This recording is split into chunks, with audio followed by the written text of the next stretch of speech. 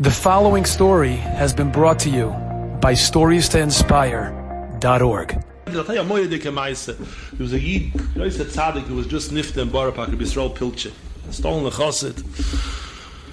Rabbi Yisrael was very, very ill for many years, but doctors told him 15 years ago he has a few weeks to live, and he lived for 15 years, mamish on Amunah B'tachim, half of a fella. 2 weeks before I spoke to him 3 weeks before his patira. You could barely hear him on the telephone. He was so weak. Davened for me. Mamish, you couldn't hear a word. A week before his patira, 2 people came in to visit him. And that day, his brother, Ameya, told me they called from the hospital that Yisrael has difficulty breathing and he's slipping in and out of consciousness. He can't breathe. On that day, 2 Yidden came to visit him. One of them was a Yid from Eretz Yisrael, who was here to consult with doctors about he had a child who needed an operation, about bringing him over. And they were telling him that he is thinking of coming over to America for an operation. His child needs a very, very serious operation.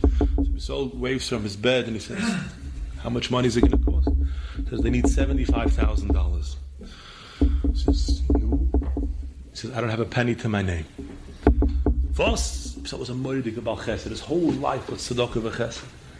Says there was a young there. He says, call up with a glass coin. He says, call up. There are 2 Askanim in Flatbush. Tell them, want them to come over. Want to get them involved in this case. They call them up. They say, we have so many cases now, but this doesn't end. There's overload. We can't. He says, no, you have to come. The seed has to bring his child here for an operation.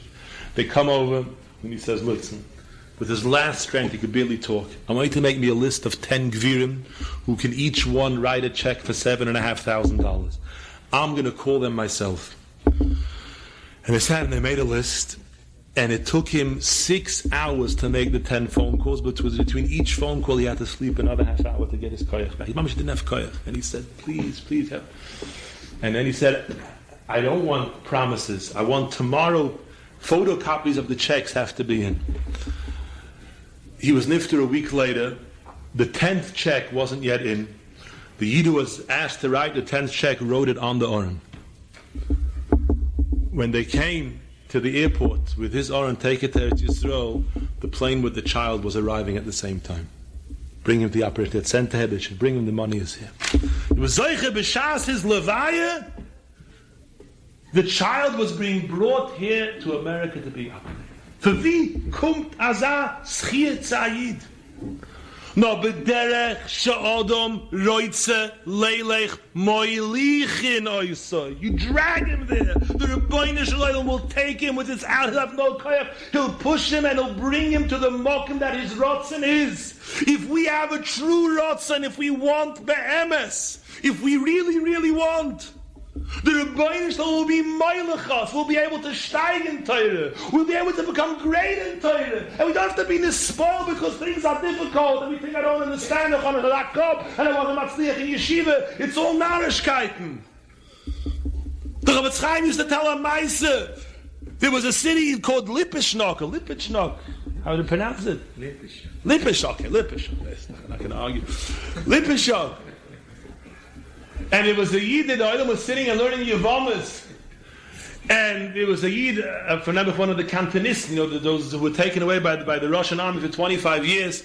And he didn't know anything. And there was an expression they used to call a Yovam. That was the name they would call them, a Yovam.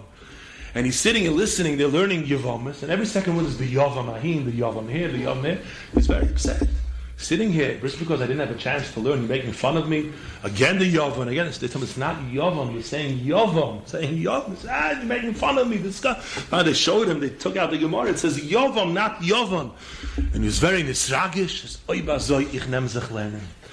And the Chofetz Chaim said, this Yid, who didn't know between a Yovam and a Yovam, is today the Goin in Poisik of Lipishah.